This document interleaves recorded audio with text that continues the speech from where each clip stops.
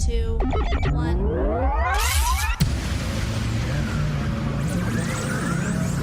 Ready. Just relax and enjoy the ride. In crowd, 815, in crowd, 815, in crowd, 815, in crowd, 815, 815. Hey, are we on? Is this good? The over-under on T-Swift mentions for this episode is set at 11.5. Oh, hey.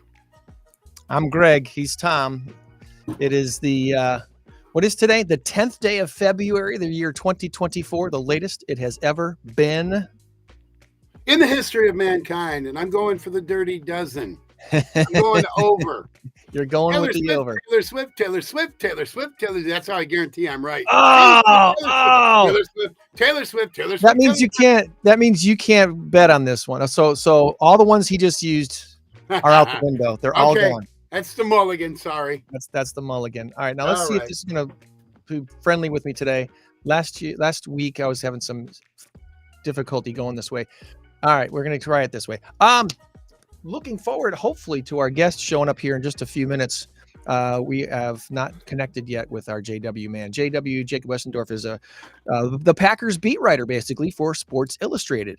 And he has been now for, I think, about a year. And anyway, we got some questions for him. And I'm hoping I cannot wait to see Jake again. As you well know, you may know, audience doesn't. Jake and I go back probably 20 years. At least 20 years. At least. Jake played football with my son, and that would have put him at 11. So yeah, it was a little more than that, probably about 22 years, because Matt started playing when he was 9 years old. Anyway, Jake played for Ken Rock. My son Matthew played for Nelson Storm, along with two other guys that you may have heard of. One, Fred Van Vliet. The other, Dean Lowry. Dean Lowry. Yep. How cool is that? And I'm really hoping that the Vikings say, hey, Dean, sorry, we're going to let you go. But the Packers probably want you back. So I would love to see Dean come back and finish as a Packer. Do you think the Packers will want him back? They've got some talent on defense that they probably. I know they've got some talent. Dean is a big boy. He's 300 pounds. He can, he probably won't be a starter on that team because they get some really, really good players. It's just my hope. And believe me, if you're a Dean Lowry fan, and I'm a huge Dean Lowry fan because he's one of the nicest guys you'll ever meet. I know him personally. He's one of the nicest guys you'll ever meet. And his dad, John, who happens to be a judge here in town, also one of the nicest guys. They are just superb individuals. And the thing I love about Dean so much is that he doesn't read his own headlines. Yes, he knows he's good. He's in the NFL, for crying out loud. He won a state championship with Boylan. He's good. He's really good, and he's very, very smart. So if the Packers don't want him back, it's only because they have some very, very good team chemistry, some very good talent. And I'm not sure that the Packers said to Dean, hey, we don't want you anymore. I think Dean said, you know what, I'm going to go to Minnesota because. I think they paid him more. They needed him more. I think so. And also Minnesota was 13-4 the year before that. Not this year that we're completing now, last year. And he probably thought, I got a better chance to go into playoffs and possibly winning a Super Bowl with Minnesota. Well, you would know better than true. me. Was growing up here in Rockford, was Dean more of a Bears fan that you know of? He was a Bears fan. And I have an interesting story. I'm glad you asked that. I went up to John. John and I were doing, I was covering with WROK, and John was doing sideline, meaning the sticks. Mm-hmm. And I talked to, because I would basically hang with John the whole night as we were going back and forth. And so we talked the whole night. I said, John, I got an interesting question for you. I know you guys are Bear fans, or we're Bear fans. You guys are bona fide Packer fans now, right? I mean, you have to be. Dean plays for the Packers. And I said, if Dean were to quit, retire early, go to another team, say the Giants, the Patriots, whatever, would you still be Packer fans, or would you go back to being your roots Bear fan?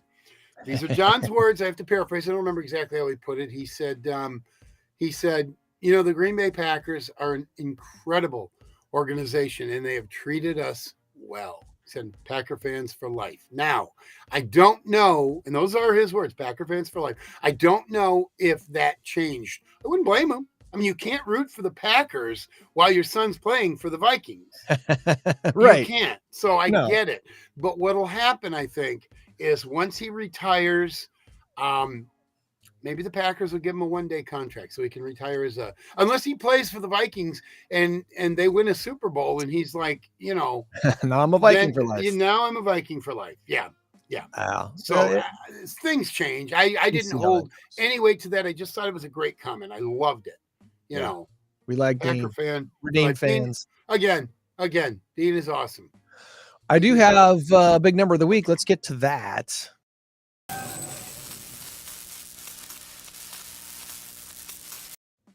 And already we need to add to my list here. Oh, by the way, the current race to 10 has Tom in front by a score of 9-7. This could be the final week. Last week, I think you both guessed the same thing wrong, so there was no points scored Oh, last that's week. right.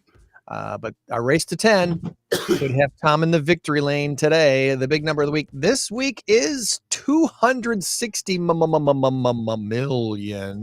With And look at that. M. With an M. The answer is Taylor Swift or taxes. Okay, so who was it again? Put your guess in the chat, in the comments. My headset's cut out. I didn't hear the options. We'll see if Tom or Joanne. Travis Kelce or what? Or Don't okay, worry. you don't have to say the one that started with a T, but the other one was. I totally believe we're still going to go over. The Super Bowl is this weekend, and this is one of our first shows in a while where we don't have a not-for-profit focus. We're kind of having we'll just call this our Super Bowl special. Absolutely. And the Super Bowl this year is in this little town called Las Vegas. Or Lost Wages. Lost Wages. I was going to say the same thing. Yeah. There was a survey where Americans were asked how interested they would be in moving to Vegas if money was no issue. If money was not an issue, obviously, if you're wealthy beyond anything and you just want to live anywhere you could live, would you want to live in Vegas? Here's a shocker, Tom. You're not going to believe this. Twice as many men as women said they'd be interested in moving to Vegas to live. That's not a shocker to me at all. I know. Okay, you were being facetious. I was being facetious. Okay, I'm like, wait a minute, what? I just sold a house to a brother of a past client. I've sold probably 3 or 4 houses to the same family now, and he just moved back here from Vegas, and he enjoyed living there. His wife and kids, not so much. Okay. All right. He was telling me on the phone before they moved back here. He's like, Greg, my wife's family and friends are all around Rockford, and she really, really misses that community. We just haven't been able to make any community connections here in Vegas. It's not working. I'm having fun, and it's fun to live here, but man, it's expensive, and my wife is depressed. So we're moving back to Rockford. Let's find a house. All right, good for them. Right. Very happy for them that we got them moved into their new house a couple weeks ago. The Super Bowl Sunday, just Walmart alone, just Walmart alone will sell enough frozen pizzas to stretch the length of the Grand Canyon, nearly 300 miles in length of pizzas. And by the way, I like pineapple on pizza. So pineapples take about 2 years to grow. I didn't know that until this week.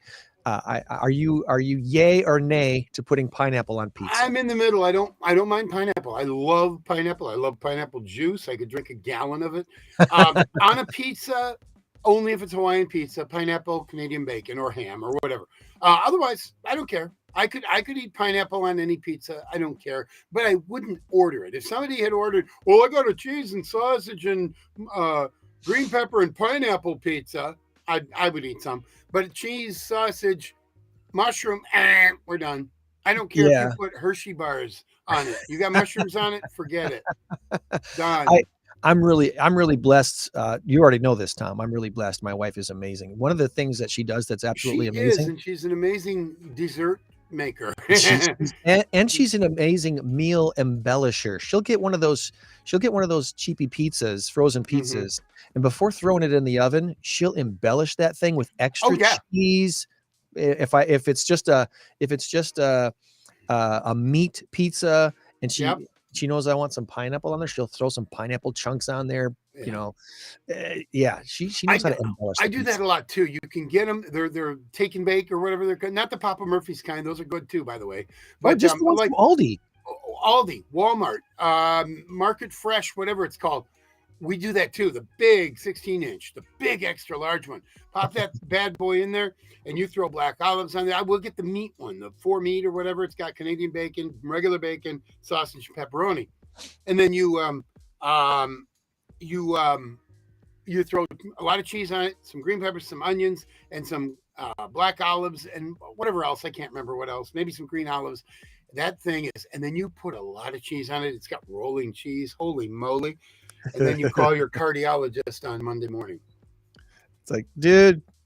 Okay, I'm dead serious. I didn't hear the options. I think there's a lot of people though that I think a lot of people don't even think about embellishing their frozen pizza. So I think I just gave some people an idea that they didn't previously have before. So I hope that made some people's days. Oh yeah, absolutely. Now, no other thing.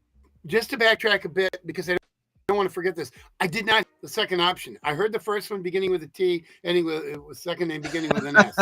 I heard that one. What was the other one? The big number of the week, 260 million. Your answer's Taylor Swift or taxes. Taxes. You see it on the screen there? Okay. All right. Yeah. Yes. There you go. Okay. We have too much fun. All right. I think I gotcha. It's not a cheap way to get you to say it. I did not. I heard the second one. I couldn't remember it. Okay. It was the taxes part that you were going for. Let's see. I got a bunch of shout outs. So while we're waiting to see if we wake up our guest, I just tried calling him to see if his phone ringing might wake him up. He might not even be sleeping. He might have had an obligation that he couldn't get around. So I apologize in advance if I'm calling him out. We were hoping he could be on today. Yeah. Yes. He's in Rockford? My understanding is the ultimate goal. Yeah. I think the ultimate goal is to move back to Green Bay. He went to college in Green Bay and that's right. Worked for NFL Film while he was in Green Bay. Yeah. Wow. I do have some shout outs this week, and last weekend I was doing the show live from Austin, Texas. My oldest and her family moved from they lived in an apartment for about a year when they first moved to Austin. They were able to rent and move into a house this last weekend. So we went down to help them with that and kind of help with the kids a little bit. Their kids are what, 9, 5, and 3. 9. Yeah, I think that's right. I'm a terrible grandfather. I don't know the age of my grandkids. But we had a blast. What are their middle names? What are their middle names? So we had a blast hanging out with them for the long weekend. We flew down on Thursday and stayed till Monday. By the way, I had really good experiences on United, and both at O'Hare and at Austin International Airport. So no complaints there. Everything on time, everything good and clean and wonderful. When we got back on Tuesday night, we went to the Coronado Theater for the second of the 3 Broadway at the Coronado shows. Mm-hmm. And the second one this last Tuesday was called Come From Away. Have you ever heard of the story Come From Away? I have not. Okay. I was unfamiliar with it as well. It's a musical. It's the story of all the planes that had to land in Newfoundland on 9/11. Oh, okay. The town of Grenada, Grenada, Newfoundland. Well, Grenada. In Finland. Okay, I'm not sure. I thought you meant Grenada. No, gosh, I should know this. Anyway, Newfoundland went from a population of like 9,000 to like 15,000 within the matter of 24 hours because all these people. Oh wow! Like there was like Yeah. 70 planes that had to land there, and they took care of these folks for like 5 days until the airspace was opened up again, and they were able to send everybody on their way. But the stories and the musical that they turned into these stories, and to think it was 22, 23 years ago now that happened is still kind of mind-blowing, but yeah, Come From Away, highly recommend. It was a really awesome story, and it was cool to be reminded of what happened on that day and how people reacted to it, and how those wonderful people did what they did. So Gander, thank you, dear. Yeah, my wife was there and she reminded me. Here, Gander, Newfoundland. They said it different ways. Newfoundland. It's kind of just Newfoundland. It's Canada, kind of eh? like one word. Yeah, Canada. They do everything weird up in Canada. Part Even of their football Canada, is eh? weird. Even their football is weird. I like Canadian football. I would be a fan if it was on TV more often. What I don't like is the wider field and the longer field, and every down basically is a passing down. You do more passing in Canadian football than you do anywhere else, unless you're up 56-7. You get 3 downs. You get 3 downs. That's why. You get 3 downs. Is it to get 10 yards or is it more than 10 yards? No, it is 10 yards. It is 10 yards. But it's 3 downs. So that means if you miss on first down, you're essentially on third down. If you were in the NFL. Now it is a passing down. So you're not going to run the ball so much on first down. This is why their running backs probably last a lot longer in Canadian football.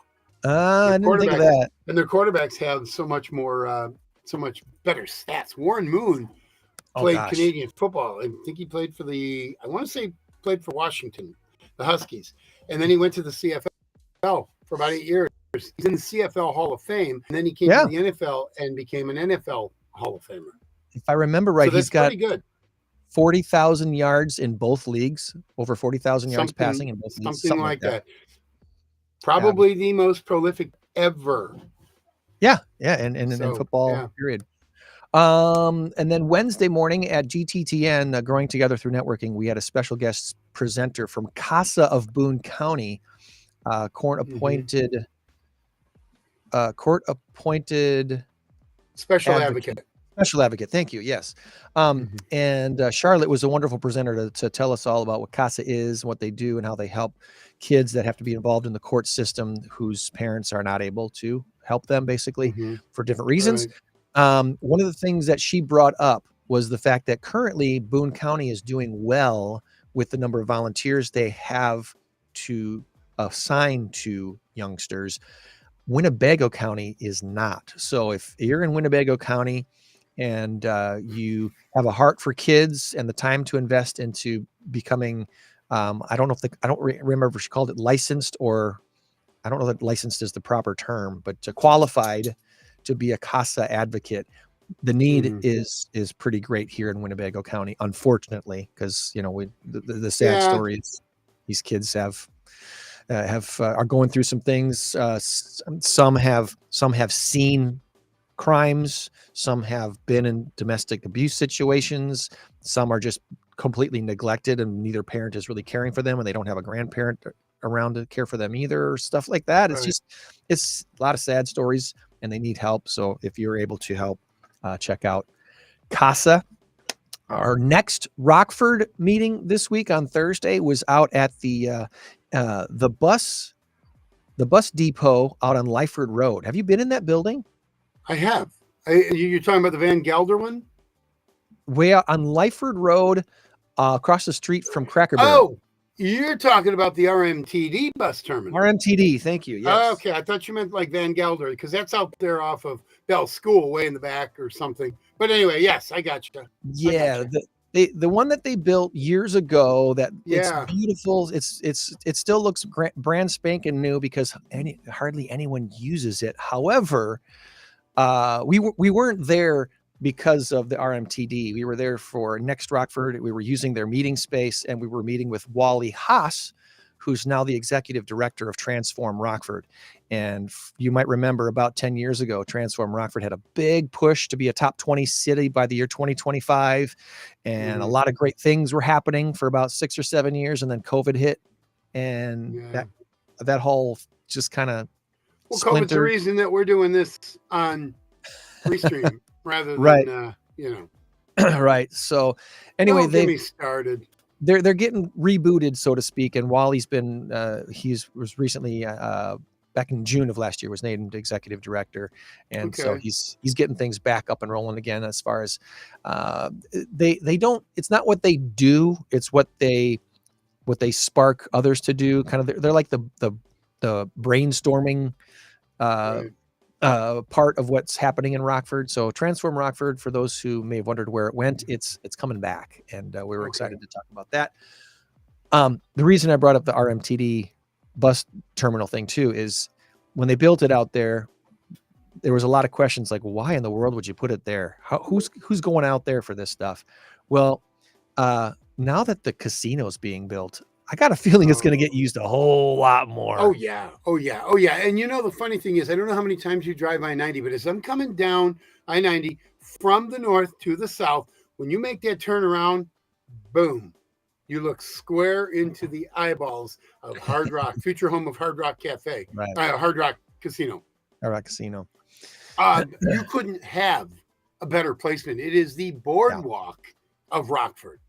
If anything, we had some foresight as to where this was going, where things were going. And, well, that front door literally is. You keep driving, you're going to run into the front door of the casino. You don't have to veer left or veer right. You're good. No, and that's pretty doggone good. So that was a neat meeting. We also heard from Nick's Wish. We had Kelly and Tammy on our show in the past. They've got an event. They've got an event coming up. And we've talked about a little bit there. Shamrock beer run out at Sports Score, March 16th, St. Patty's Day. Beer running, beer walking, beer stumbling. That's all happening.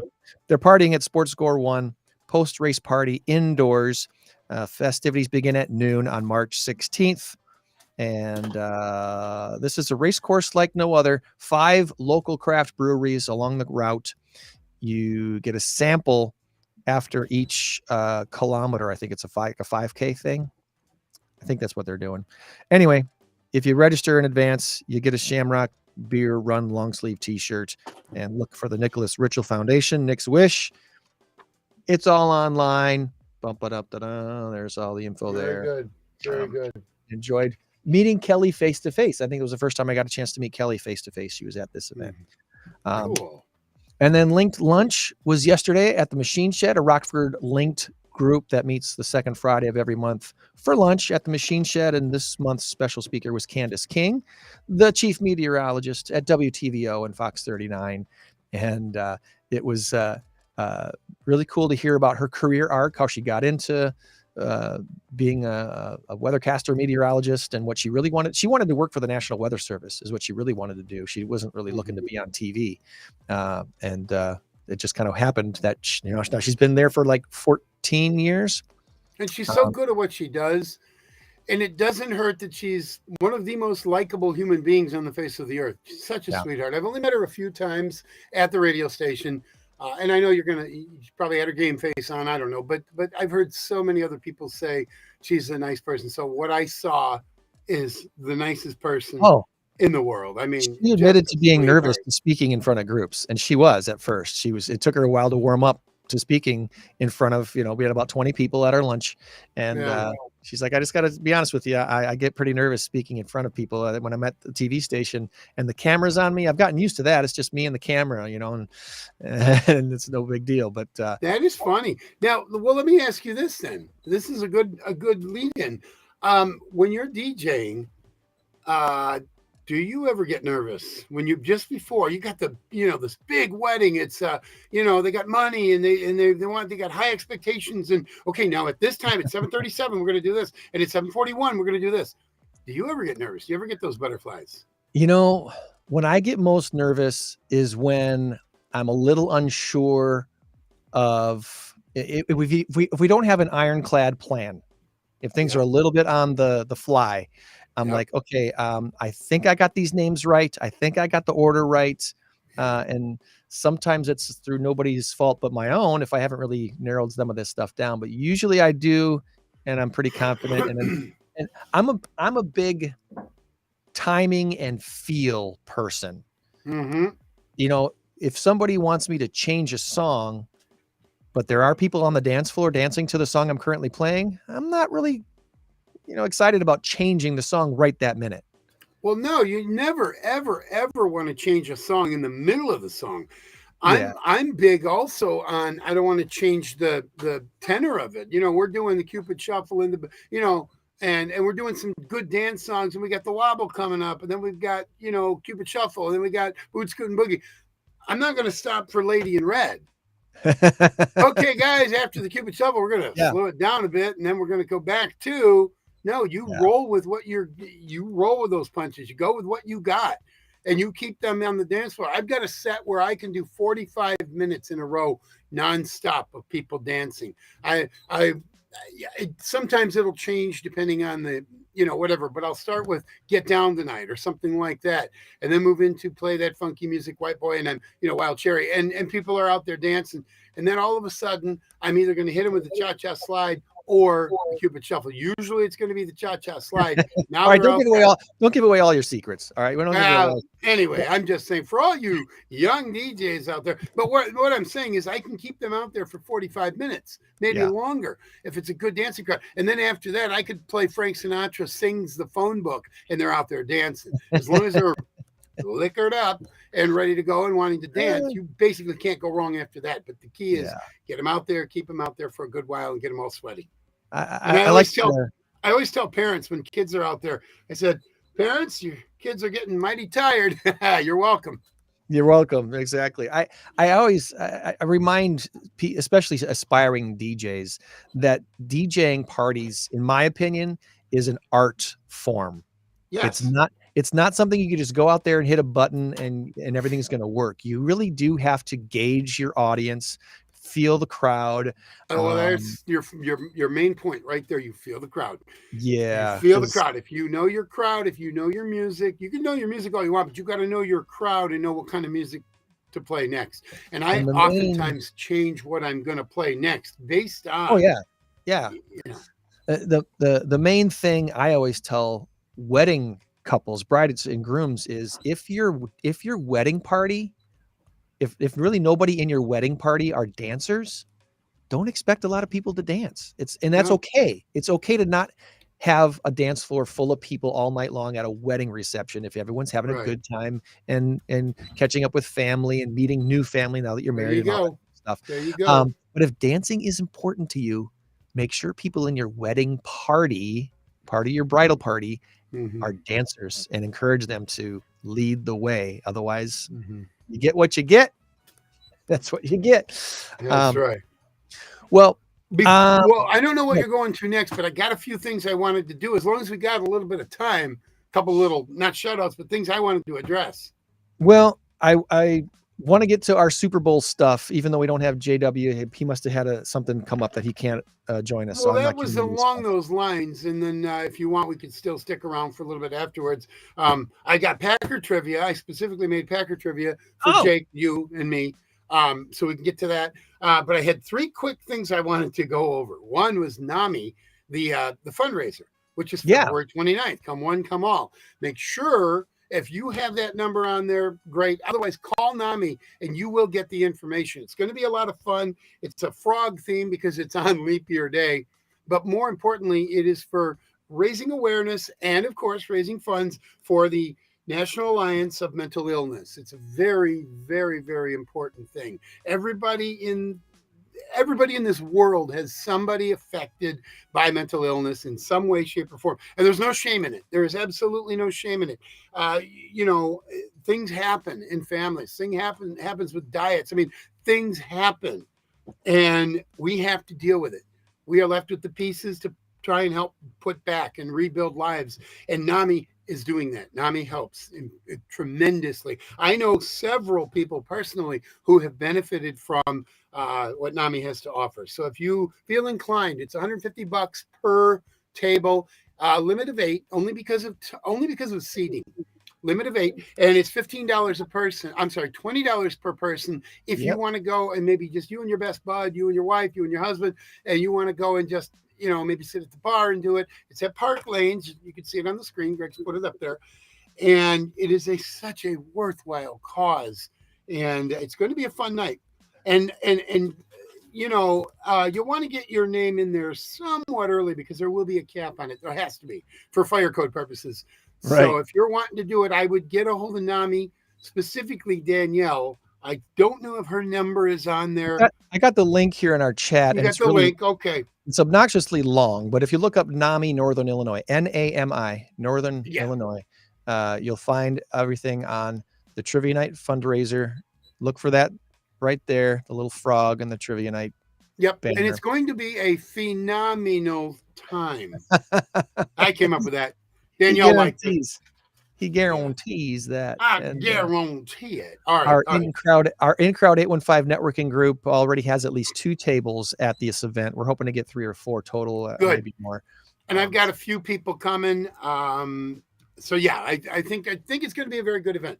The second thing I wanted to address is the NFL double standard with gambling. I understand they're like, well, we can't have a Super Bowl in Vegas because, well, everywhere else in the world you can gamble. So I don't know what makes Vegas any different. And furthermore, do you know how much money? I don't have a figure for this, but do you know how much money is changed? It changes hands during an NFL game, let alone a weekend, let alone a series, a season, or a Super Bowl or anything like that. We're talking multi-trillions of dollars. Crazy.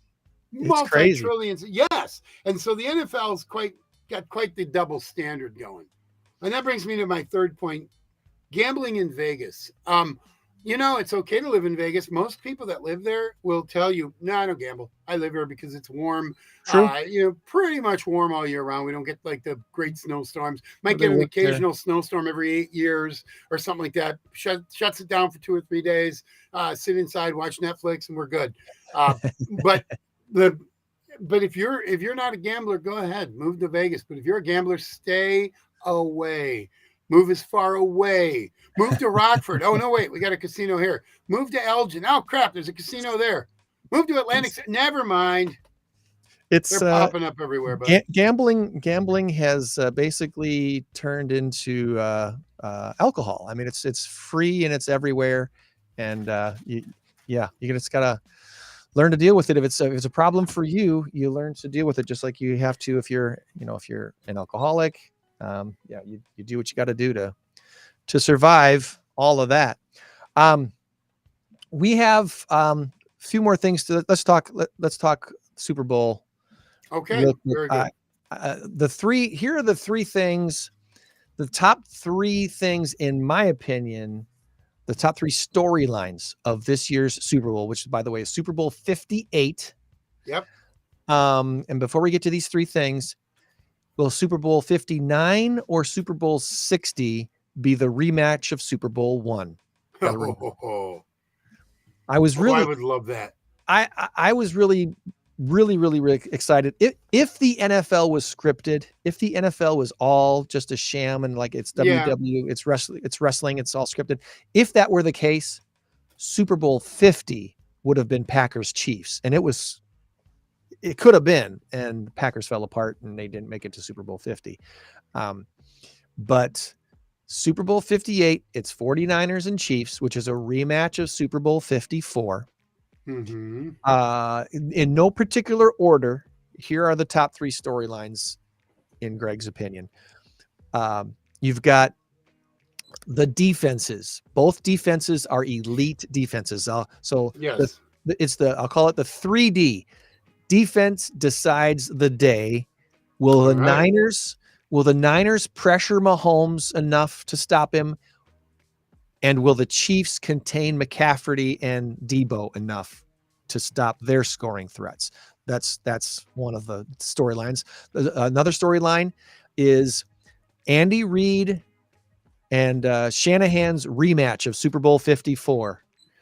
The Chiefs got the better of the 49ers in Super Bowl 54. Are we going to have the same story all over again, or will Shanahan and his 49ers make it happen this time? Yet to be seen. And then finally, Mr. Irrelevant, Brock Purdy, the ultimate underdog story. I like the guy. He's a super human being. He's been called a game manager, whatever, doesn't matter. He's a good quarterback, doesn't turn over the ball too much. And he's the new Joe Flacco, but maybe better. So Okay. You want me to address these? Defense, rematch, Mr. Irrelevant. Those are my top three. And I know what you're saying right now, Tom. I know what you're saying. And I know what everyone else is saying, watching this later, saying, what about Taylor Swift and Travis Kelce? Who cares? Okay. Mm-hmm. Travis is awesome. He's going to be in the Hall of Fame. T Swift is making more money than any of us will ever imagine to see in our lifetimes. I believe she may be a billionaire now. She is. She definitely is. Okay. All right. Definitely is. Yeah. She just sold one of her 2 private jets for like $45 million or something like that. So, wow. I wish I'd have known. We could have put a bid in on it. Pooled our resources. Yeah. I got like $800. I mean, maybe. Anyway. All right. So let me, I wish I would have known ahead of time. I would have come up with my 3. But basically my 3 are very close to that. Very close to that. If any of those 3 resonate with you, I'm curious if you think one is more. Well, the whole Taylor Swift thing resonates with me. I don't care. I don't give a rip if they show Taylor Swift, because when when Brett Favre was doing his thing and throwing touchdown passes, they used to show Deanna Favre all the time. Her expressions and her hands together and like, oh my God, let's make this touchdown every time. And I didn't hear anybody complain about it. Right. Taylor Swift is Taylor Swift, for crying out loud. She's the most iconic female figure in the history, musically speaking. Maybe the most iconic female figure in the history of the world, other than the Virgin Mary. But I mean, look at what Madonna did for 20 years. Taylor Swift has eclipsed that and then some. Already. Yeah. Oh my God. Taylor Swift is, I don't like her politics, but I think she's an incredible girl. I saw a clip on YouTube, and it was Taylor Swift stopping in the middle of a song. How unprofessional is that? Well, I'll tell you what she did. And I loved it. I applauded it. There was some security guard was I don't know the exact details, but some security guard was harassing a girl because she was singing along with her song a little too loudly. Okay, fine. It may be a little rude. And she stopped mid-song and says, hey, what are you doing? No, you leave her alone. I mean, she was adamant. Bravo, Taylor Swift. You can say what you want about Taylor Swift, but bravo, Taylor Swift. Fans first. She's all about her fans first. Yes, she is. I love Taylor Swift. So I don't just like the Savannah Bananas. Oh, I love the Savannah Bananas. I want to go to Savannah, Georgia, just to see the Savannah Bananas play. You gotta know somebody. You gotta know somebody with tickets. They're sold out all season already. Yeah, isn't that something? But anyway, so I don't care if they show Taylor Swift. I love it.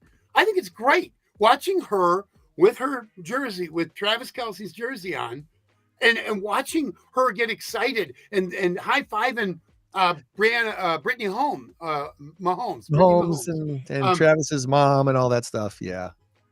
And Travis's mom and hugging her and all that.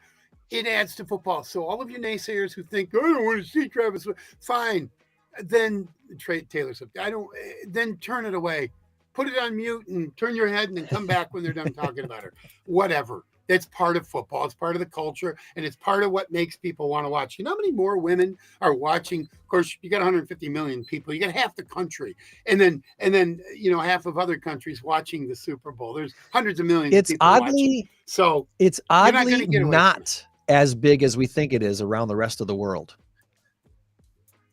Soccer is the number one fan sport. Soccer and cricket are a huge, because in India, India is huge. I don't know what the national sport of China might be, if there even is one. But in India, I believe it's is table huge. tennis. I think it is. Yeah, you might be right. I don't know. I think it is ping pong. They don't like it called ping pong. They call it table tennis. But anyway, Hey, there's our guy. Look at that, J-Dub. hey, It's been What a is- morning, my friends, but It's been- thank you. Yes, it's good to be here. love the beard, buddy. Love the beard. Yeah, it makes me look a little bit less like a teenager. So Well, at least that's you what. kind of look like Aaron Rodgers with that beard. Oh, I'm sorry. No. What a way to start the show. Let's do this all over again. Scooby-Doo ending. Hey, Jake, what's up, man? All right, we're restarting the show.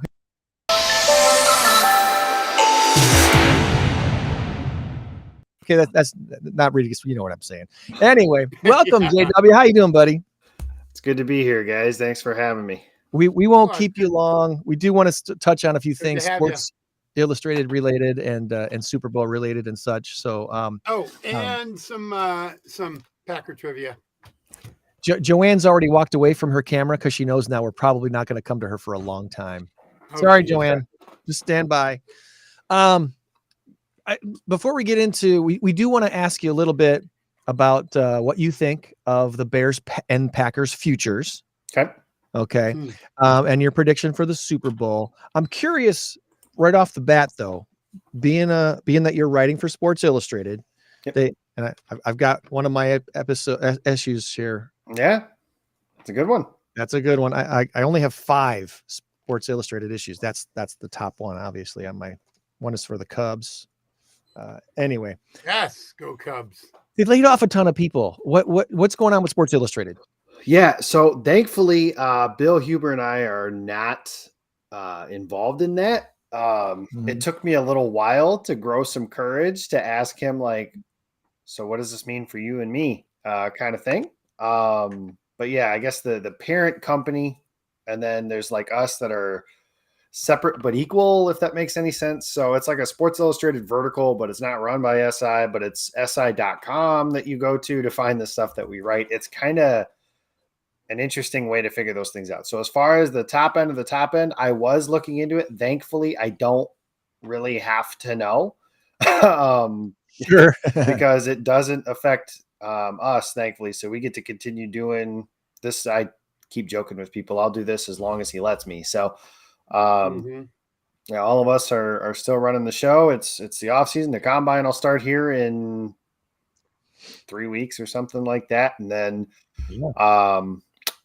yeah, it's been nice. It sucks because, like you said, Greg, you've got that issue. I just got my commemorative issue for Michigan's national championship, which is pretty cool to see that come through the mail. But I've got the SI cover of Rodgers and Jordy Nelson shoulder bumping from Super Bowl 45. I've got issues of SI from when I was 5 years old. Like, I remember, I think the first Sports Illustrated issue I can remember getting was Tiger Woods winning the US Open by like 100 shots or something. Like, it was one of like, Right. I mean, as far as sheer dominance in a sport, I don't know that I've seen a player or an athlete as dominant in their individual sport than Tiger Woods was when I was a child. But a lot of my fondest memories have come from, I've got the Super Bowl 31, the Desmond Howard cover. It's a special team on the front. There's a lot of stuff that a lot of good memories that have come from Sports Illustrated. It sucks that, this is the way we consume media now. It's only a matter of time before stuff like that is all completely obsolete. But I don't know, maybe I'm just old, but I really like the hardcover copies that I can hold. And that's what they're getting rid of, the publishing and side? I think I don't know if they're getting rid of the online stuff too. Unfortunately, if you're not screaming and shouting who's the GOAT on debate shows for 7 hours a day, people for whatever, like everybody on aren't people sick of that yet? I would think so, but things garner reactions, and players start podcasts every 2 seconds, and I understand as long as people are talking about it, I don't have a problem with it because it's still interesting to me. I don't care if it's Tom Brady. I don't care if it's Drew Brees. I don't care if it's Aaron Rodgers. I don't care whoever the GOAT is. It does not matter. What matters is Super Bowl championships. And the reason Tom Brady is considered the GOAT is because he's got 7 of them.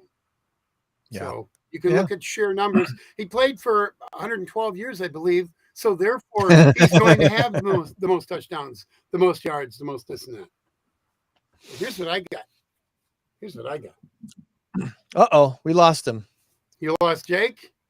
We lost Jake. Oh, no. I didn't do it. Well, I didn't do it. I promise. Anyway, this is NFC Crown. Notice this helmet right BJ there. Raji. That's who we beat. We beat the Bears in 2010. This is January That 2011. This was the prelude to the Super Bowl. I wanted Jake to see that, doggone it. Well, maybe his technical issues have bit him again, and maybe we've lost him. But yeah.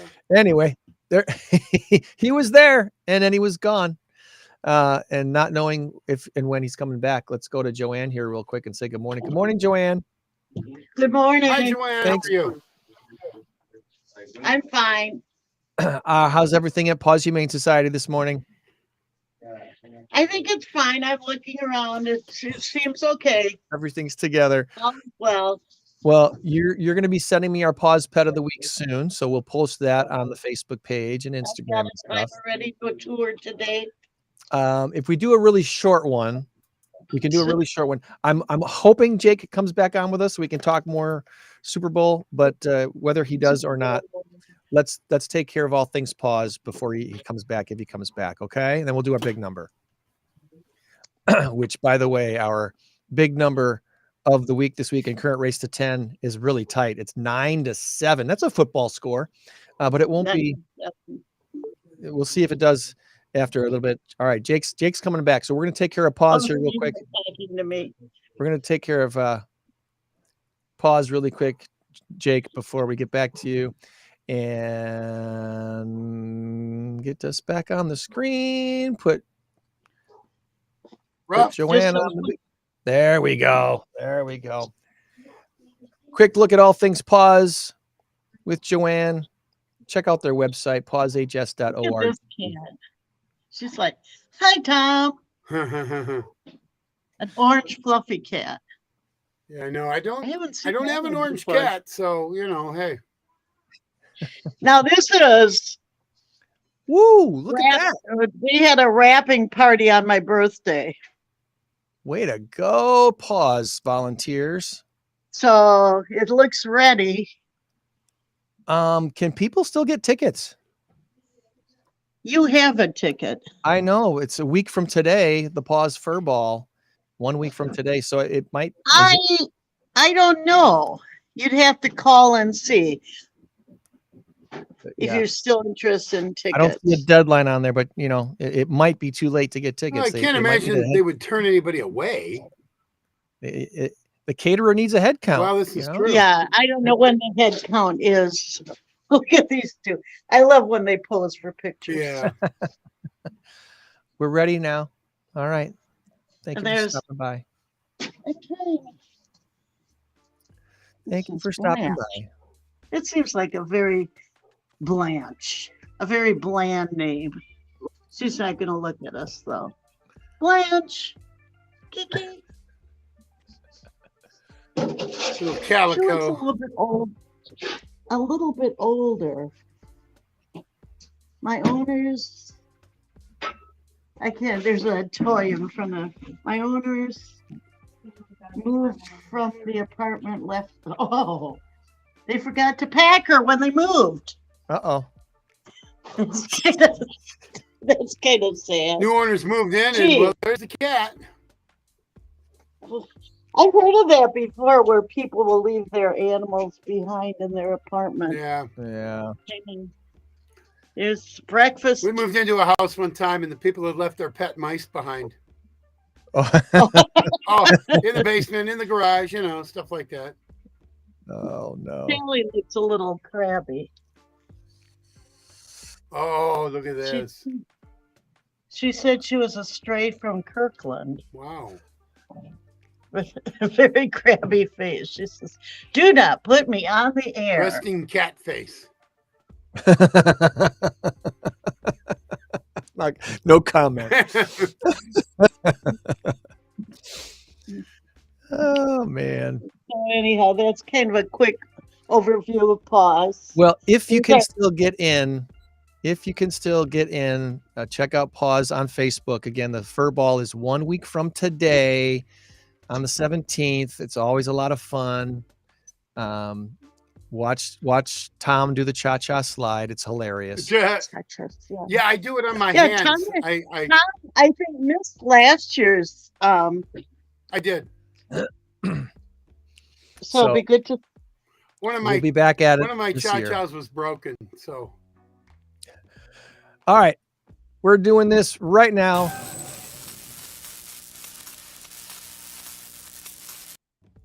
And before we get back to Jake and all things Sports Illustrated in the Super Bowl, our big number of the week, Race to 10, has Tom 1 point away from victory. Will he seal the deal with a win today? Our big number of the week this week is 260 million, I'm a lucky 260 million. my lucky Packer. The answer is Taylor Swift or taxes, Joanne.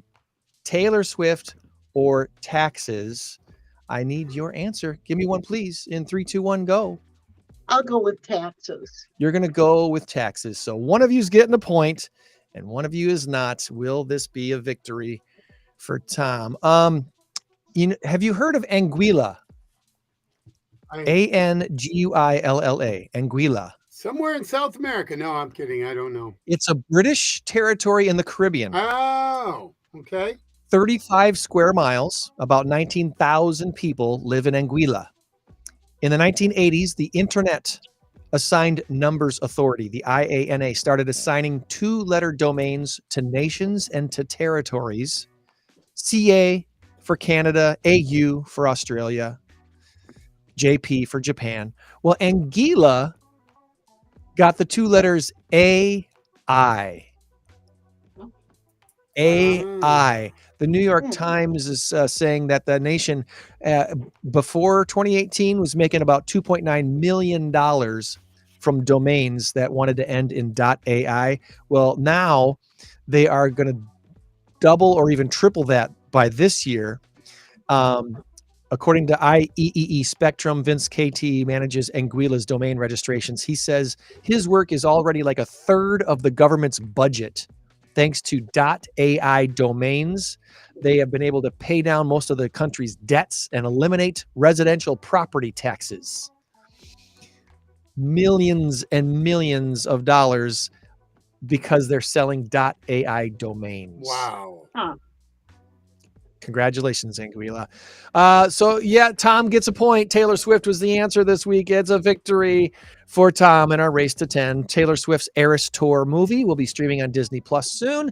It made over $260 million in theaters, making it the top-selling concert film of all time. Congratulations. We start fresh Taylor Swift. next week. We'll start all over again next week. So All right. send me our Pause Pet of the Week, Joanne, and I'll get it posted I after will the show. do. All right. Thank you, hon. Have a great rest of your week. Bye, Grant. Enjoy the Bye. Super Bowl. I know. Enjoy the Super Bowl. Back we go. All Over right. to JW. There he is. I'm gonna throw this How about thing that out the victory, window. Tom? Hey, in the radio biz, we get it. Bathroom break. We understand. No need to explain. That's when we play the long song. That's right. What was your favorite? Here's Freebird, followed by Inagata Davida, and it looks like we might have to do Boot Scoot and Boogie too. Anyway. Before we get any further, too, any updates on Game On Wisconsin? Yeah, Jimmy Christensen runs that. I am having 2 kids under the age of 5 and frankly dealing with the passing of a parent in the same time. Made it difficult to kind of run that. That's been 2 years, but Yeah, I did hear about that.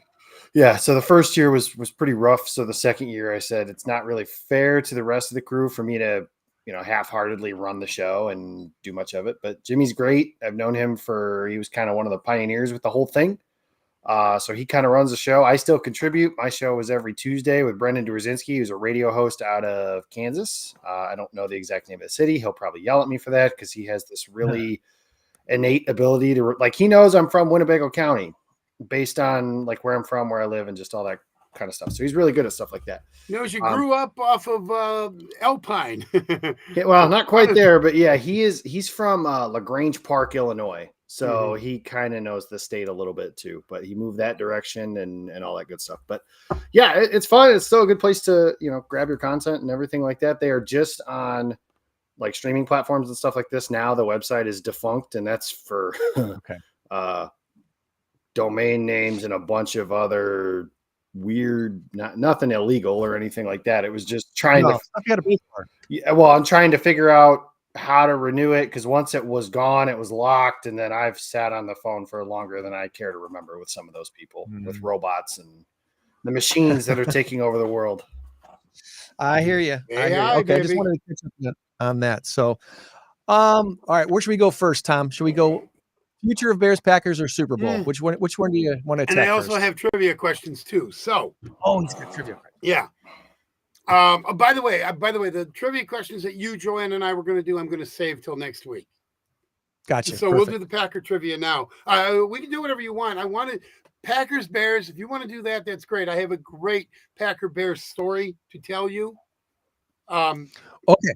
Well, let's take a brief synopsis first of the Bears. Where do you think the Bears are going to go, JW, with the draft? Are they going to draft Caleb Williams? Or are they going to? They should Keep Justin. That's what you're thinking. They should. I mean, I don't know as far as what they're going to do. The guy, their general manager, is not the guy that drafted Justin Fields. And everybody has like this thing of like, oh, Fields has gotten so much better and Justin's this and JF won. And like, isn't it a requirement to actually be good to have your name as an acronym? I don't know, but like, He's not bad, but he's not the guy. I think he's bad. I try not to I try not to engage too much in Justin Fields' discourse for a couple of reasons. One, he is a former Buckeye. I don't really take too kindly to those. And I'm obviously not a Bear fan, but the other reason is people can't talk about him in a serious manner. Like, on what planet is a quarterback who has more turnovers through 3 seasons than touchdowns? And remember, he's a dual threat quarterback. I mean, total touchdowns. He has more interceptions and fumbles than total touchdowns through 3 seasons. And we're acting like that the Bears are talking about moving on from Aaron Rodgers in his prime. Like, Justin Fields is not that. The Bears have won the most amount of games they've won with him as a full-time starter in a season was this year with 7, and his backup was the starter for 2 of those games. Like, to me, the Bears are fortunate, and a good trade by Ryan Poles last year they could have had CJ Stroud, but they're fortunate that trade worked out, that they moved back. They get DJ Moore in the process, and Carolina stinks bad enough to where, I mean, if Carolina has like an average-ish season and the Bears pick ends up like 13th from them, now we're talking about how Chicago's stuck with Justin Fields, and they don't have a chance at this mulligan to take Caleb Williams or Drake May or whoever their choice is in that spot. But to me, it's a no-brainer. Pick the quarterback. And from what people I've talked to, and this isn't like, highly sourced information or anything like that, but the NFL, from what I've gotten, this could end up wrong, but the NFL is not as high on Justin Fields as the internet, essentially, and like pundits and stuff like that.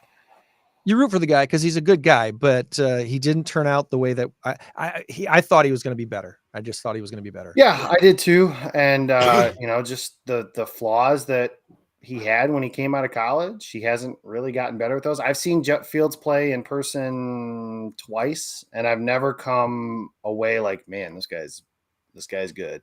There are elements of his game that are very, very good that a lot of quarterbacks would love to have, specifically his ability to run. And that's about all he's got. He overthrows, underthrows, throws to the wrong team. That stat you gave sells it for me as far as more interceptions and more turnovers than touchdowns. That's an amazing stat. I wasn't aware of that. But my biggest takeaway on Justin Fields is that he's got talent that is unharnessed, unused. I think when you've got when you design running plays for him, you are setting him up for failure like no one's business. You're already going to get 8 to 10 quarterback running plays. When you design 10 of them, now he's running the ball 20 times. No wonder he scores touchdowns. No wonder he's the leading rusher. And by the way, when your quarterback is your leading rusher on your team, you have serious problems. Problems in your backfield, you have problems at your quarterback. So I agree with you 100%. I would also go Caleb Williams. The only problem is you are now pushing the reset button one more time. And now it's going to take another couple of years. I don't think Do what you got to do. Well, yeah, I don't think Caleb Williams, though, is going to come in and take over the league like everybody thinks because of the coaching. Look, Caleb Williams reminds us all of who? Patrick Mahomes. Well, will he be Patrick Mahomes? I don't know. Maybe, maybe not. But if you have the mentality that, well, we've got a guy that can run, we're going to go ahead and run him 20 times, you're going to get his butt kicked for the first couple of years. With a line like that, with him running constantly, you are not setting yourself up for success with that. So you may be wasting your first round pick. I would say, well, I don't know if I would say stick with Fields, fine. But you are still going to get a very good quarterback in the 13th, 15th, 17th pick because there's about 6 or 8 quarterbacks going. You've got defensive guys going. You've got wide receivers and tight ends going. You're going to get possibly a Drake May, possibly maybe a Bo Nix. Bo Nix is probably the best quarterback in the draft, I think. Doesn't have the arm strength, but I think he is very cerebral. I think he's got it upstairs. Whereas I question Justin Fields' thinking. He comes up to the line. I don't think he sees defenses the way he's supposed to. Not like Jordan Love does. Shout out to Jordan. Let's shift to the Packers now. This is a little more, I think, happy for all of us because we saw our favorite team get further than we expected them to get this year.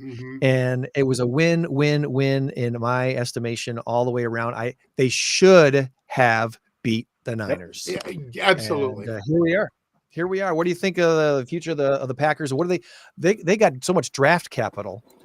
I've got an opinion. What's your opinion on the draft?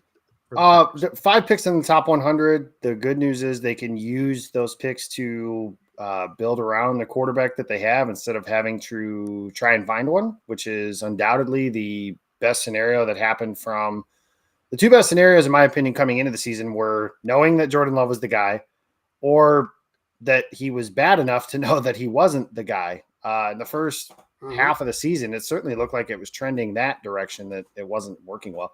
I will be the first to admit I had a Drake May Photoshop in my cell phone pictures that I would use as a joke to piss off certain people, and it worked most of the time.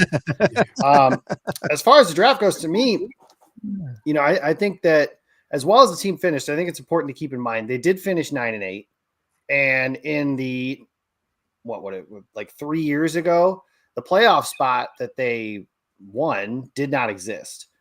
So it is still, I think, important to remember that, yes, things went well, but there's still some issues on this. They have one safety that finished the season under contract. Benny Sapp eventually moved in, and Zane Anderson as well. So they have Anthony Johnson and those 2 guys. Nobody's going to confuse them with Leroy Butler. Nobody's going to confuse them with an average player at that position. So they've got some work to do there.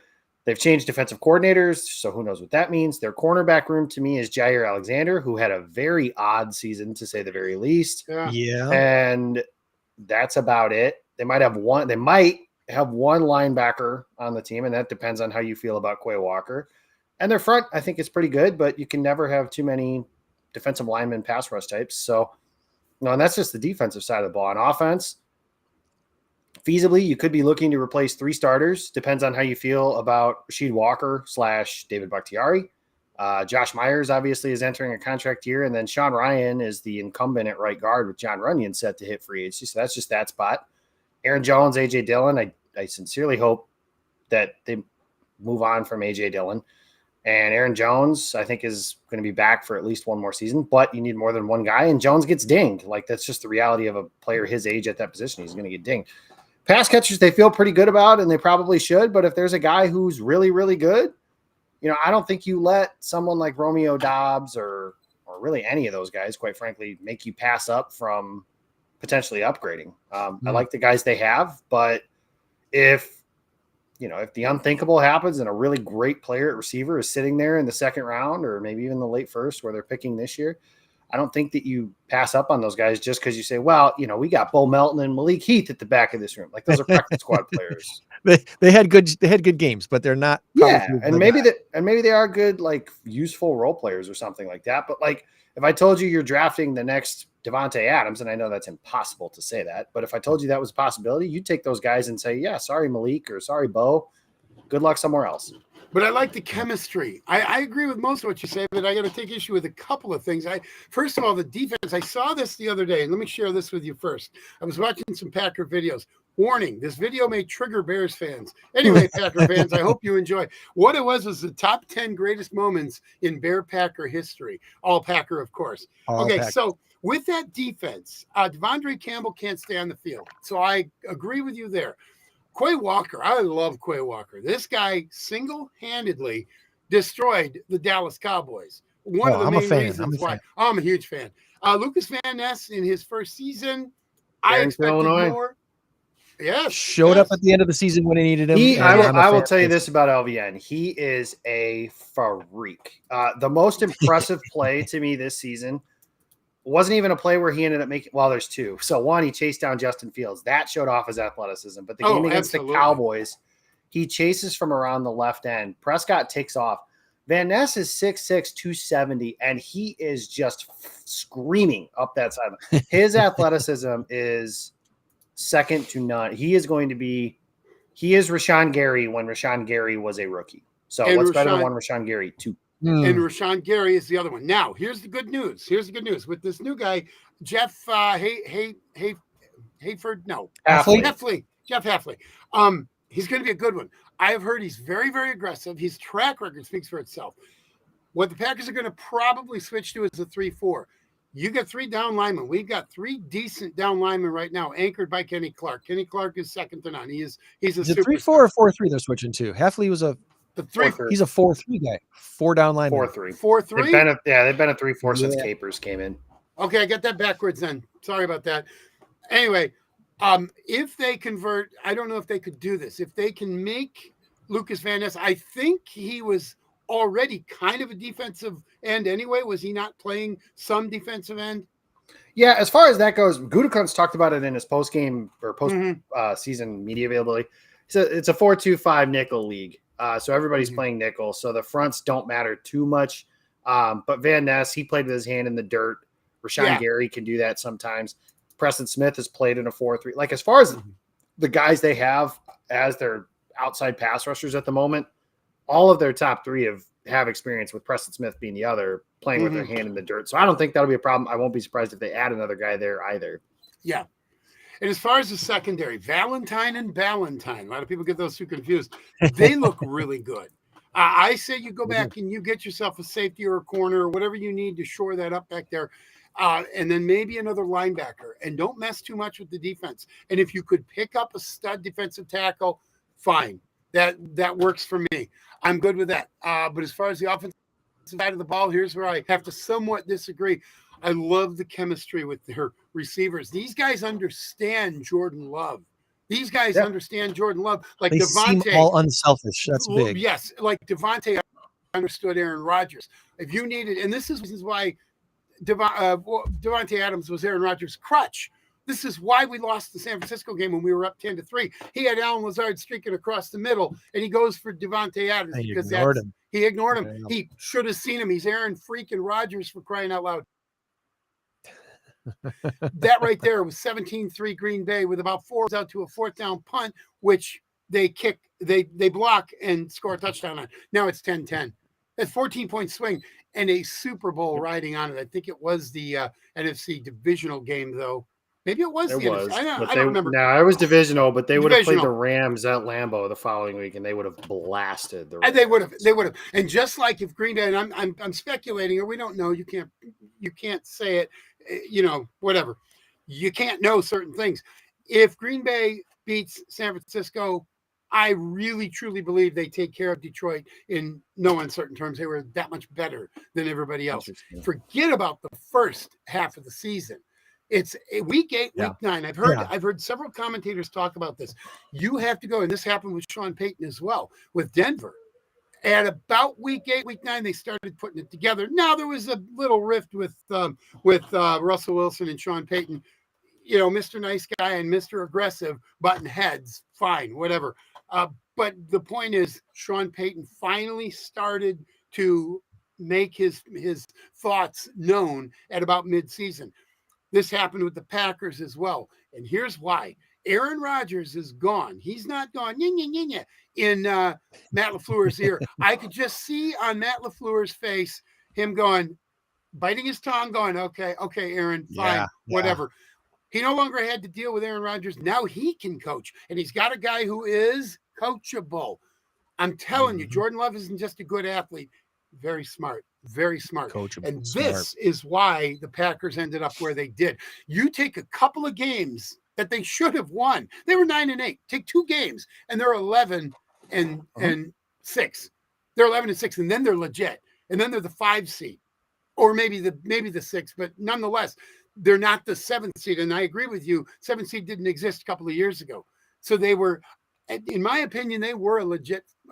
Yeah, I mean, team. to be fair, Tom, they did win a couple games that they probably shouldn't have. Like the Saints game, they had an 18-point fourth quarter, which awesome.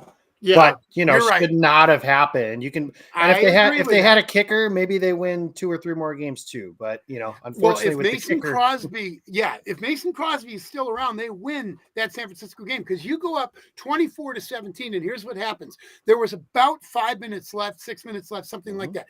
Now San Francisco has to score twice to win the game, once to tie, not to take the lead, but once to tie. That means they have to be quicker than leaving 1:07 on the clock. And then all they had to do was play a little defense. That wasn't difficult for a very, very good defensive team.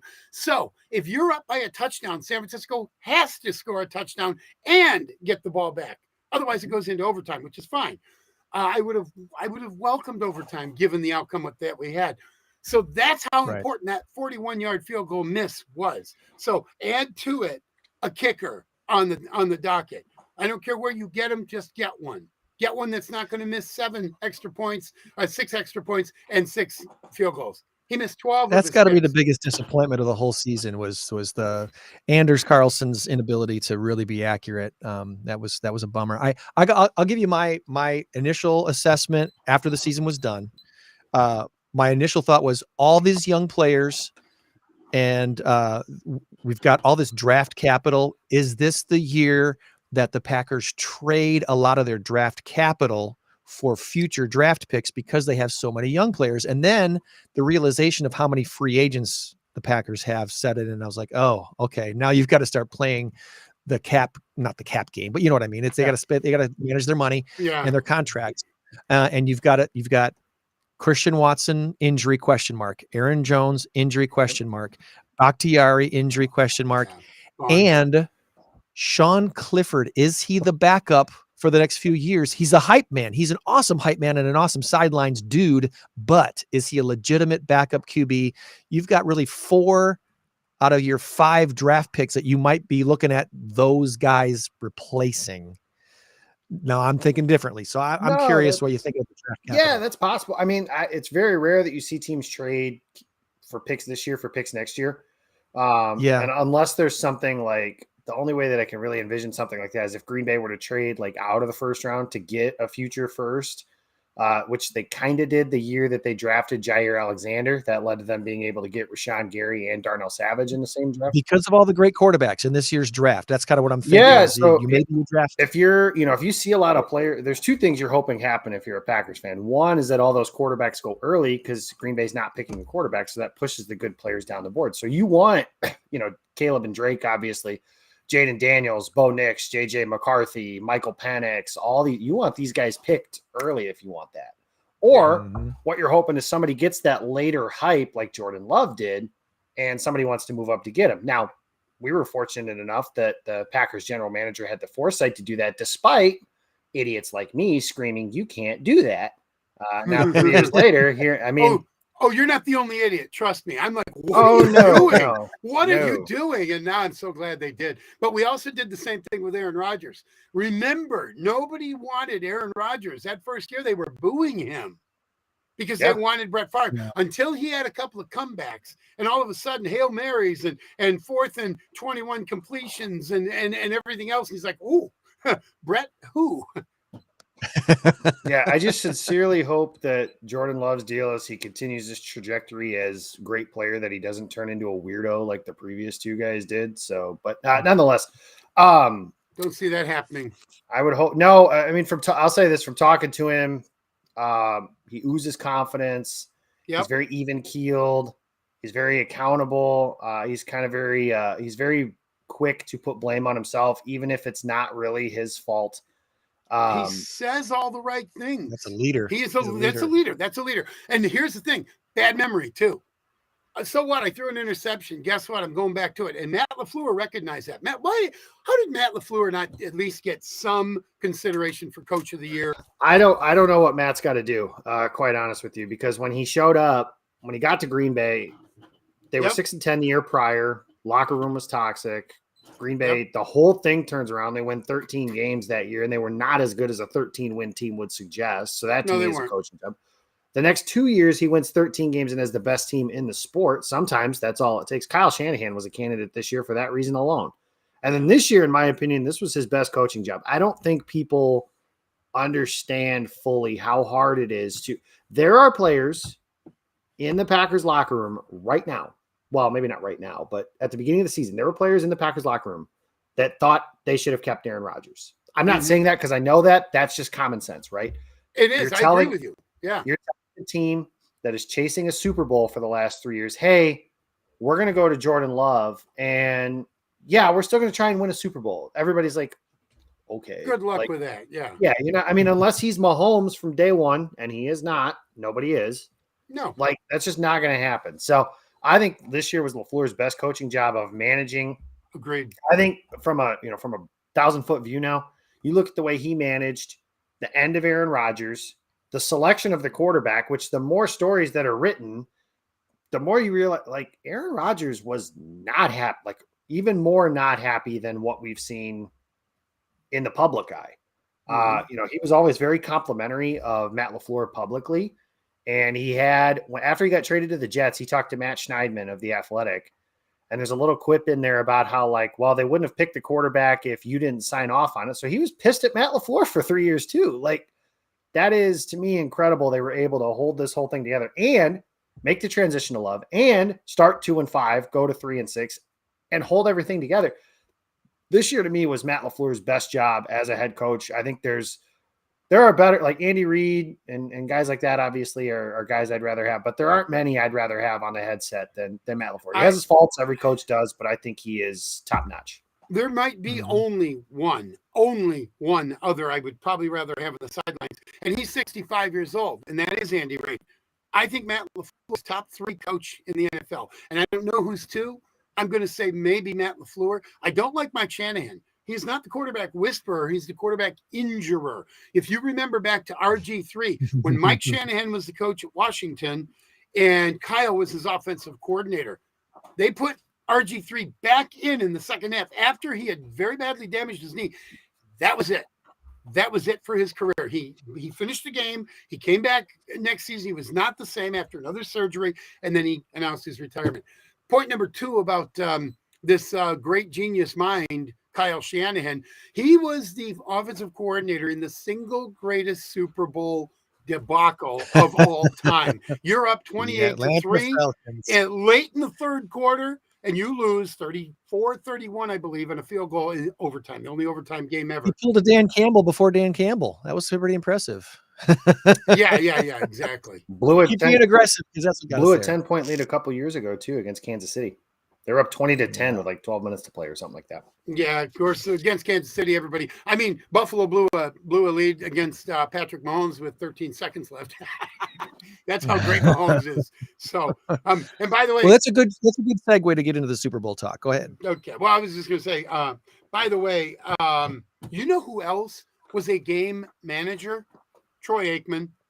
A lot of people called him a game manager. And you look at Troy Aikman's stats and Tony Romo's stats. Romo blows him out of the water. He had 2 more seasons, but one of those, he was on the bench the entire year when Dak Prescott took over. And another one, they were very, very even. And I know Aikman had a few injuries too. Very, very even with 12 years, 13 years. And Romo had 114 career interceptions, and Aikman had 167. Numbers are a little bit off, but they're very close. Tony Romo had 280 plus touchdowns, 274, 280, something like that. And Aikman had 180 something. I mean, it was unbelievable to me when I was watching these stats. I have them on my phone. I don't have time. I can see you're probably looking them up. You see your computer light up. That's great. You'll find what I found, and I don't remember them all. I could find them, but anyway, we don't have time for all that probably. But it was, to me, it was kind of amazing. But what is your thought on the Super Bowl? Let's segue over to the Super Bowl. Chiefs, Niners. Everyone wanted Ravens and Lions. We got Chiefs, Niners. So what? Yeah, I don't really. I kind of have Chiefs fatigue a little bit, but I also don't. I like, we're talking about greatest ever conversations. I've been watching football for 30 years. Patrick Mahomes is the best player I've ever seen. He's fun to watch. Yeah, so fun. I mean, he's got a little bit of that spoiled quarterback whining thing, but all of them do. Like Tom Brady literally used to point at officials to throw. Like that's just what they do. That's how this works. That's the name of the game, especially once you become an established veteran. The younger guys, maybe not as much, and not the point. I don't like the 49ers, and that is a byproduct of, we always joke as Packer fans, we own the Chicago Bears, we own the Dallas Cowboys. Well, the San Francisco 49ers own the Green Bay Packers. But only in the last 5 games, because right now I believe that spans for 12 years. That's a long time. I understand, but we Harv had had to them. beat 'em up But with- we had them before that. We had them 5 in a row. Well, yeah, but the Cowboys used to own us once upon a time too, and they don't anymore. So, like, I mean, we beat them up. Cowboys. Yeah, it's flipped. When I was a kid, the Cowboys were the team that made me cry because we could never beat them, and the 49ers, I knew we were always going to beat them. And now that I'm older, it's kind of flipped. Like when Green Bay drew Dallas in the first round, I picked Green Bay to win, and I knew that seemed silly because Dallas was awesome at home, but Green Bay just always beats Dallas for whatever reason. I picked them to win as well, and not because of that. I picked them to win because I thought they matched up better with them, and I just I picked the final score. I can't remember exactly what it was, but I said it was going to be 31-23. I believe that's what it was. 31-23. They far exceeded that, didn't they? A few more, a couple more points thrown on the board that day. And then we gave up some garbage touchdowns at the end that really made me mad. But anyway, nature of the beast there. To get it, the 49ers, they're really good, man. I mean, I know that's not exactly novel analysis. They're in the Super Bowl. No duh, they're really good. But, they built their team over the last 5, 6, 7 years to kind of become this version of the Avengers. I think they are in their current form what the Packers are hoping they are in 2 or 3 years, the difference being the investment at the quarterback position. Brock Purdy, obviously famously Mr. Irrelevant, Jordan Love traded up for in the first round. But I think there's a little too much credence being given to, last year, for example, when they played Philly, the Chiefs, that is, it really was the Chiefs have Mahomes, the Chiefs have Kelsey. The Eagles are better as a team as a whole, basically everywhere else. And I still think they were. I still think they should have won. They just didn't. But this year, 35 is pretty close. So you're right. And a ridiculous bounce of the football, holding penalty that essentially, whatever. I'm bitter, but nonetheless, this year, I think there's too much credence being given to that. Like, I think Kansas City's best unit is their defense. Their defense has been awesome they've shut down the Dolphins, who were one of the highest scoring offenses in football, and you could chalk that up to frigid weather, blah blah blah. But whatever. They've kind of slowed down Josh Allen and the Bills. And last week it was league MVP or 2 weeks ago, league MVP Lamar Jackson. They scored 14 points. The Chiefs didn't score in the second half and still won, and it never felt like they were really in trouble. And I'm as pro Lamar Jackson as a guy you'll find. I think that is an achievement by Kansas City's defense more than it is his quote unquote failures. I think we do stupid stuff like that way too much in this industry, but you put the two teams together. There are some guys that just have that cold, whatever runs in their blood. They can get things done when the going gets tough, when it's championship time, and the question mark is going to hang over Lamar Jackson's head until he gets past, until he gets to the Super Bowl. And Josh Allen as well. Yeah. The issue that they may be running into is, to use a reference from my childhood, is what if Josh Allen and what if Joe Burrow is Magic Shaq, and what if Josh Allen is Karl Malone, and John Stockton. these guys are just the 90s other players, and Yeah. Patrick Mahomes is Michael Jordan. Yeah. And the Chiefs are, from a standpoint of, they have the best player in the sport. They have maybe the best coach in the sport, and their best guys, all of their best guys, make big plays. Like in 2010, when the Packers won the Super Bowl, Tremont Williams, Clay Matthews, Charles Woodson, Aaron Rodgers, Jordy, like all their best players made huge plays in these games to win them. Greg And Jennings, and since then, if you go back and watch, you mentioned, Tom, the 2021 game against the Niners, league MVP Aaron Rodgers does not play well for an entire game. Mercedes Lewis fumbles. Aaron Jones doesn't score on a play. He's got a clear path, like just small stuff that adds up. Right. Kansas City's guys make plays like that. Last year in the AFC title game, it's Chris Jones sacking Joe Burrow on a third down before that field goal drive. L'Jarius Sneed making a 1 in a million peanut punch at the goal line on Zay Flowers that could have tied the game, or could have ended up making the game tied at some point later in the game. Like a huge play.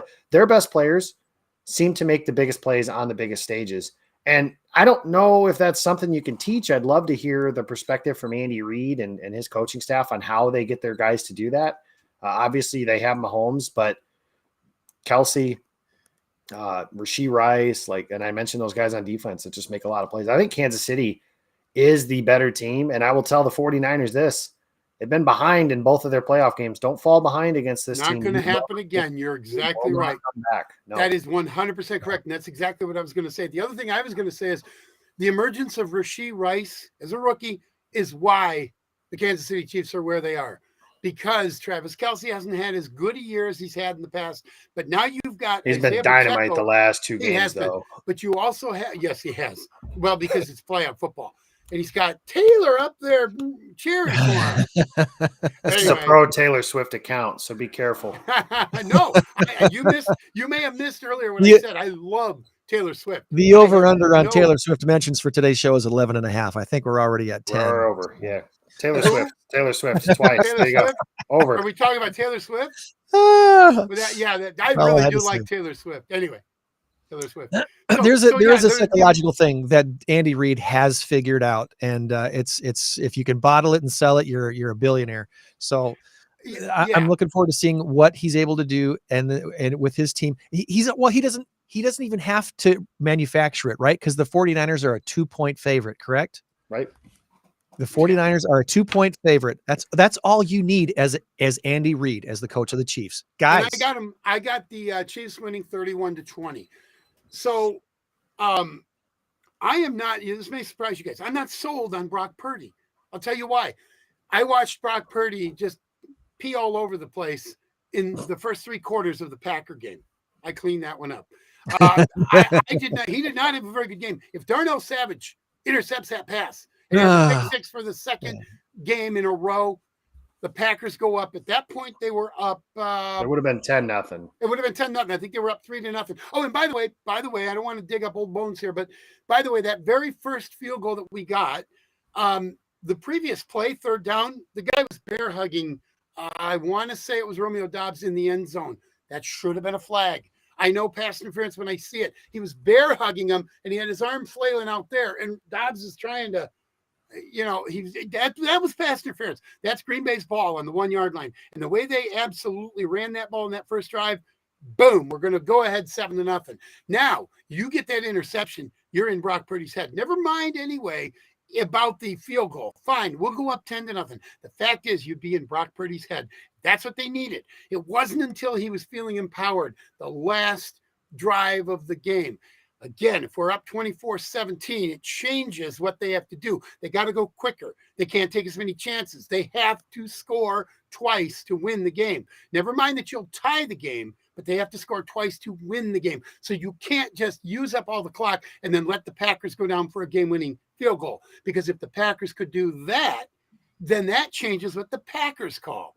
So those couple of things were huge. I'm not sold on Brock Purdy. And I also think when you give up, let's end it here with the 49er talk, because I could go on forever. But if you are Detroit, I would be wanting to absolutely run Dan Campbell out on a rail right now. You're up 24-10 in the third quarter, and you got a chance late in the third quarter. It was like 4 or 5 minutes left. You got a chance to go up 3 scores. 1, 2, 3. 3 scores on the Niners in the NFC Championship game. And you go, hey, no, we're going to go ahead and go for it. We're going to go for it on 4th and 47. Whatever. I don't care if it's 4th and 1, 4th and inches. Get your 3 points and go up 17 points. He made that mistake. Now San Francisco has to score 3 times. Same scenario as the week before. So to your point, Jake, the Niners are not going to get lucky 3 weeks in a row because they were handed a gift on a silver platter. Not so much by the Packers. That 41-yard miss wasn't the Packers handing it over to them. It was the former Packer kicker, Andres Carlson. I'm speaking in the future.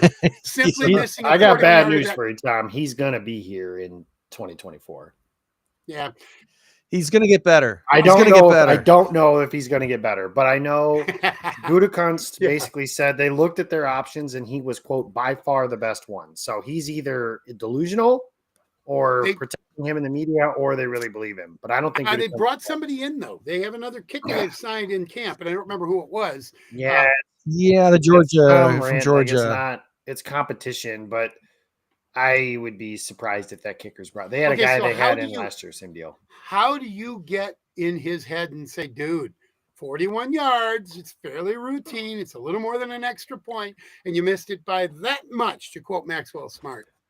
Yeah, Bisaccia has a relationship with him and the family. Bisaccia is the one who, quote unquote, fixed his brother Daniel in Oakland at the time, Vegas now. So that's the thought, the hope. I don't know. The line I had following the kick was, I'm not blaming the entire game on the kicker because I think that's silly to do that. But that mistake would have been forgivable if it weren't so predictable because he had missed a kick in like 10 of the last 12 games. That's not a small sample anymore. That to me loses you your job. So it's we'll see what they do. I mean, you don't draft a kicker. I don't think you draft a kicker, but you definitely look around and see. Maybe you get lucky like Dallas did, and you find a guy. Brandon Aubrey. Oh my God, that guy. Where'd he come from? And then the one kick he missed all year long was against the Packers. I thought that was good. And Jake, I hope you're right on that. By the way, Andres Carlson. I hope you're right. I hope he comes out and he just makes the Pro Bowl. Finds his accuracy. Let's wrap things up with some Super Bowl predictions. And Packer trivia. I worked Packer trivia. It took me 4.5 minutes to put it together. Okay.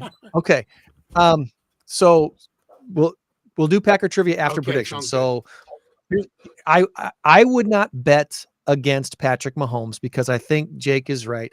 Mahomes is the Michael Jordan of the NFL. He's the guy. He's got it.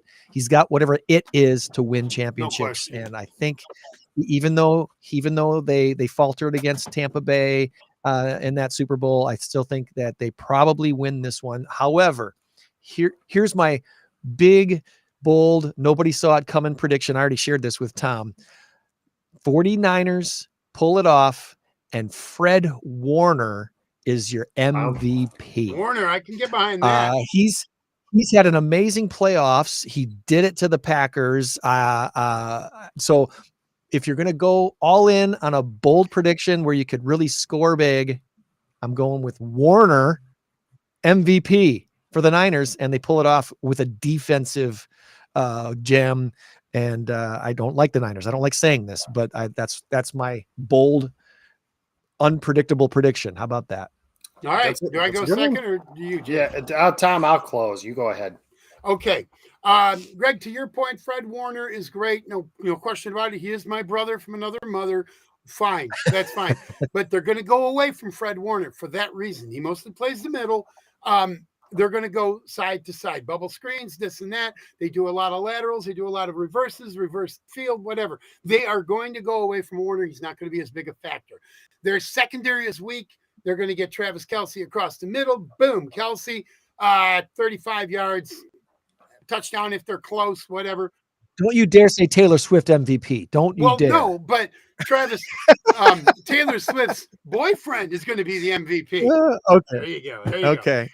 I still have my song to do, but I'm not going to do it. Yeah, okay. But anyway, so I'm 31-20 Kansas City, and I think it'll be somewhat close in the first half, but I think Kansas City pulls away in the second half. Remember, they have a pedigree, and Shanahan, to me, I think is.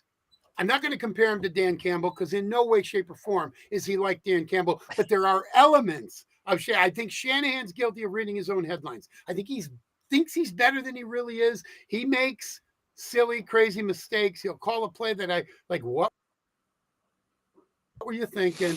And then Brock Purdy. I just don't really trust Brock Purdy. I think Kansas City will do what Green Bay couldn't do and what Detroit couldn't do, and that's get in his head. Green Bay allowed that door to be open just a crack, and Brock Purdy went through it. Good And prediction. as far as the Mr. Irrelevant thing, Solid forget prediction. it. Kurt Warner was never even drafted, and he's in the Hall of Fame. So, Right. he's an NFL Shouldn't be, quarterback. but he is. He had a great. I don't know. I think Jake. I tell you what. Next time. The fact he did it with two teams, I got to Oh, give him that absolutely. credit. He I had think 2 that's good seasons total. So Well, all right. Maybe you're right on that. Maybe you're right. I haven't really looked at the numbers, but you look at those Tony Romo numbers and those Troy Aikman numbers. You'll see what I'm saying. I don't know if you've ever really looked at them. And then keep in mind, Tony Romo didn't have half the talent on the side of the ball that Troy. all right. Aikman- All right. Back to the Super Bowl, Tom. All Come right, on. fine, Focus. fine. Focus. Jake's turn. The bunny trail just disappeared. All right. Back to the Super Bowl. I think that we're looking at a lower scoring game. I don't know what the over under is off the top, but I heard somebody say It's 50. I think, right? I like 50 the something. under. If you're into the friendly wagering of Oh, it's Oh, 47.5. that's a I'm little sorry. bit okay. I still like the under if you're into the wagering of jelly beans amongst friends, since that's all I can endorse. But I like the under. I think it's low scoring. I think both of these defenses are, as much as we've talked about how the 49ers have been kind of fortunate, I think their defense is good.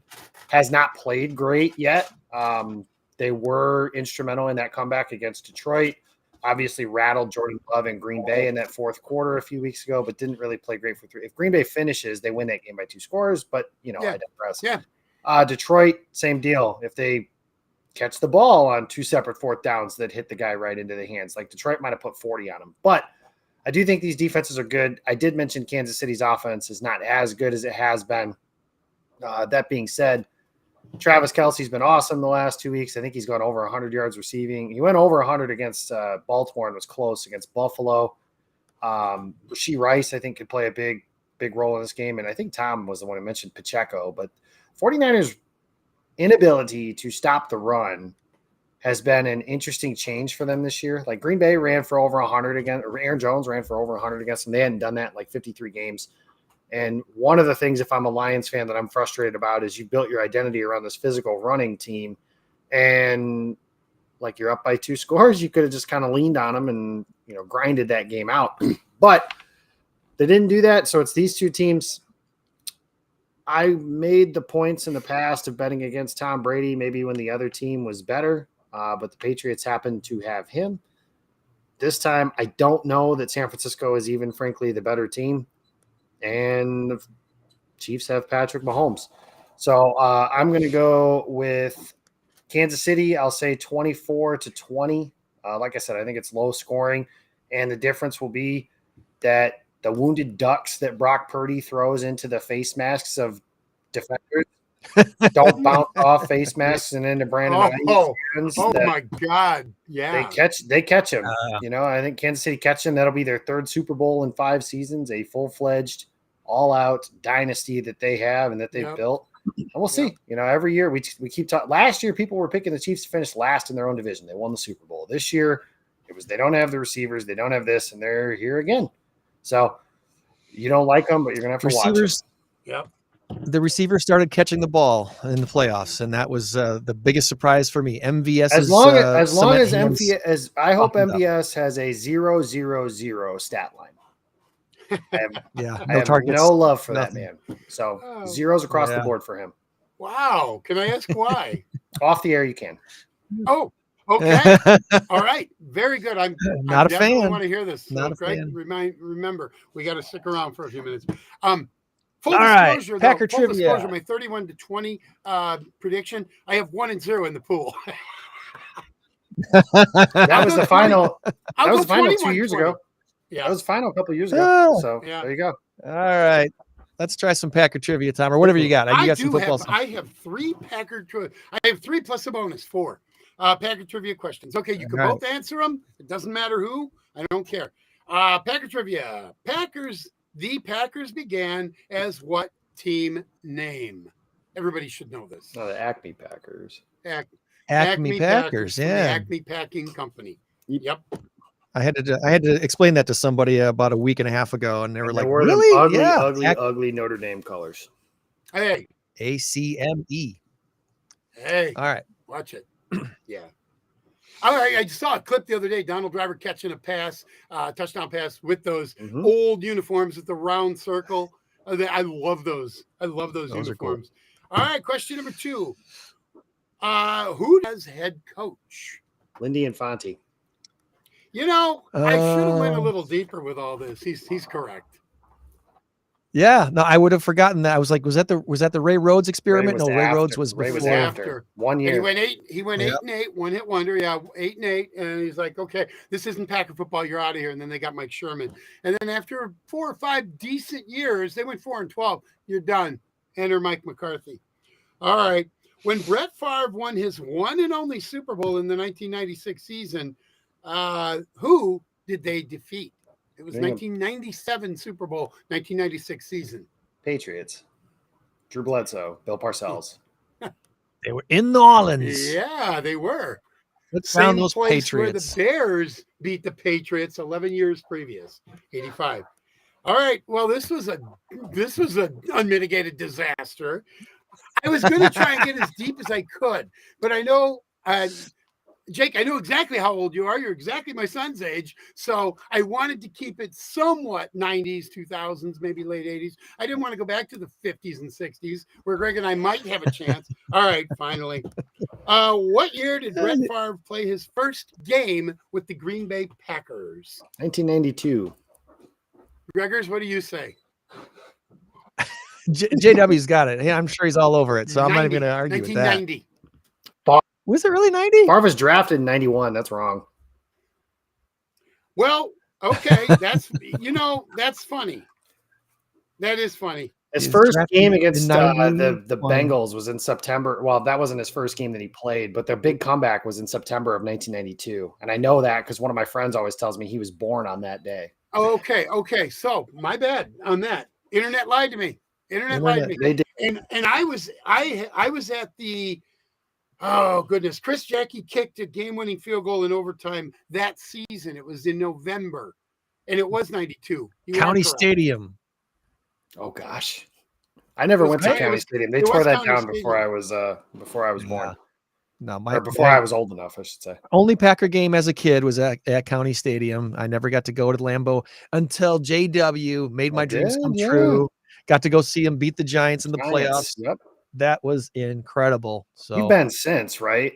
I went to after that, I went to a Monday night game. Huntley got destroyed by the Lions. I was there too. That was terrible. I watched that one on Monday night, and it was awful. I was at a Packer party. It was awful. It was so bad. And then I took my dad to see them play the Rams last season where they won. It was cold, but not so cold that we didn't not enjoy ourselves. And that was my dad's birthday week. So you're 2-1. We'll let you keep going. It was great. So, all right. Any final thoughts before we let you all go? This has been fun, and I'm glad you were able to connect with us, JW. That was awesome. Appreciate you coming. All you need is love. All you need is love. Jake, you didn't see this, but I have an Aaron Rodgers shirt, and I did this first game of the season when they beat the Bears. And after the first game of the season, I took a black piece of duct tape across Rodgers, and with white athletic tape, LOVE. It was easy to do. And then I took the 12, and on the 2, I just made a 10 like that. And then and nobody knew. They're like, "Oh my God, where did you get that Jordan Love jersey?" They said it from across America. From a distance. From a distance, you couldn't tell. And so I walk up and I said, take a little closer look. And they're looking at it like, oh my God. I said, when Jordan Love proves to me that he's the real deal, I will go out and buy a Jordan Love jersey. I tried to buy one yesterday. I couldn't find one in my size. I take a What 9XL. size are you? 9XL. No, I'm 9? 3XL. I got Wow. big shoulders. I'm not fat. Not fat at all. I got No, big shoulders. trust me. If we ever get in a fight, I'm happy you're on my side. So But anyway, so I am going to go out and get. No, actually, what I'm going to do is I'm going to get a number 50 jersey for the Packers. $59 on the internet, 3XL. there you go. Nick Tom. So I have my name on the back of my jersey. Oh, geez. I didn't even think about that, but yeah, he's good. He is good. He is good. I love the Packers line. I know you're on the fence on it, but I love the Packers line because there's so much unity with that team. Oh my God, I love this team.